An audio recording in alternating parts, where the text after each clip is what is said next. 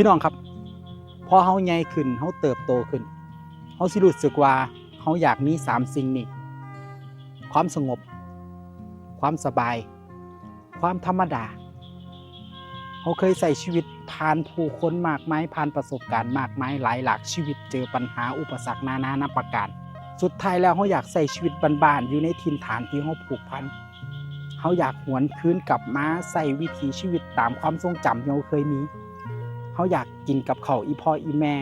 กับข้าวที่มันบ้านๆบ่หรูหรา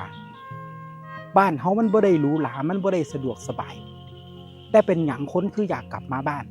คืออยากกลับมากินกับข้าวอยู่บ้านคือบ่อยากกินกับข้าวหรูๆอยู่ตามภัตตาคารก็เพราะว่าความผูกพันความทรงจำเฮาถูกเลี้ยงมาพาไงแบบใดเฮากินแบบนั้นเฮากินตามมีตามเกิดเฮากินตามที่พ่อแม่พากินมา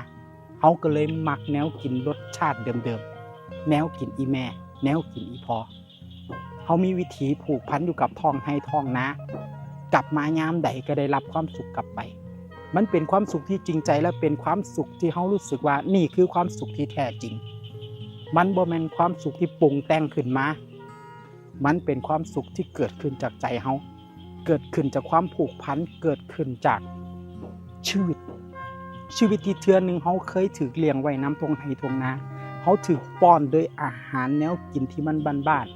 ๆแนวกินที่อยู่ในความทรงจำของเฮาตลอดมาพี่น้องครับนี่คือวิถีชีวิตที่เฮาจำจดจำจ่ออยู่สุดท้ายแล้วเฮาก็เลือกสิ่งนี้ในเมื่อสุผู้สุคนบ่สามารถหลีกหนีความเป็นจริงที่เกิดขึ้นกับชีวิตของเจ้าของได้เฮาก็ต้องปรับตัวปรับใจอยู่กับมันให้ได้เรียนรู้ให้มันเป็นประสบการณ์ชีวิตเชื่อว่าสุคนเจอปัญหาที่มันเกิดขึ้น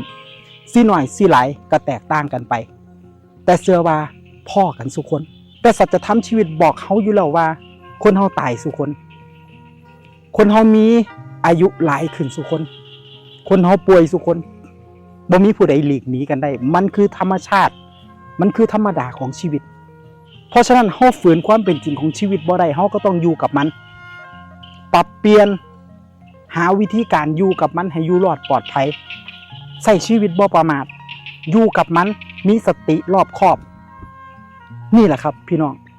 ในเมื่อเฮาปฏิเสธความเป็นจริงที่มันเกิดขึ้นบ่ได้เฮาก็ต้องอยู่กับมันให้ได้อยู่เพื่อเรียนรู้อยู่เพื่อเติบโตมื้อนึงเฮาเติบโตขึ้นเฮาอาจสิใช้ชีวิตบ่ประมาทขึ้น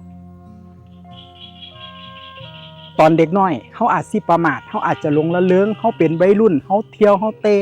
เฮาเลือดร้อนพอเฮาใหญ่ขึ้น3สิ่งที่เฮาต้องการก็คือความสงบความสบายความธรรมดาของชีวิตพี่น้องเฮาต้องการแค่นี้เองเฮาบ่ได้โหยหาอีหยังมากมายเฮาบ่อยากรับรู้เรื่องราวของผู้ใดเฮาอยากอยู่เหมาะๆแมะๆในตัวของเฮาเฮาอยากกลับมาใช้วิถีชีวิตที่มันง่ายหายใจสะดวกขึ้นหายใจโล่งขึ้นเฮาบ่อยากฝันใหญ่ฝันสูงฝันไกลเฮาอยากปรับขนาดความฝันของเจ้าของให้น้อยลงกว่าเก่าเพราะเฮาเมื่อยมาหลายแล้วเฮาอยากอยู่เหมาะๆแมะๆเฮาอยากใช้วิถีชีวิตให้มันง่ายขึ้นสงบขึ้นธรรมดาบ้านๆเฮาบ่ได้อยากไปเดือดร้อนไผเฮาบ่อยากได้ยินเสียง